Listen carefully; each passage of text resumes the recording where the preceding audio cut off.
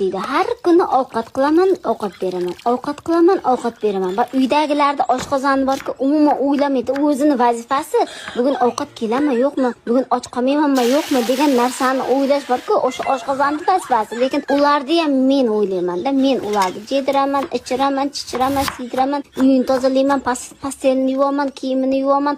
Ular faqat borki jeb yashab bersa bo'ldi-da. Hamma narsani men qilishim kerak. Yana kim yomon? Mana semiz xotin yomon. Oshxonadagi sassiq xotin yomon. Nima emish? Faqat ustidan moyda hidi kelamish. Nima emish? O'zimga qaramayman.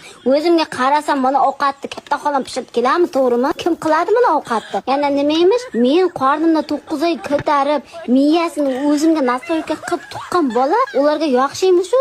Uni tuqqan yenasi jomamni. Shu ovqat qilayotganda xayolimga shu narsalar tomma aylanadi. Men uydagilar o'ylamaydi. Bu xotinning xayolini chiroyli narsalar bilan to'ldiraylik.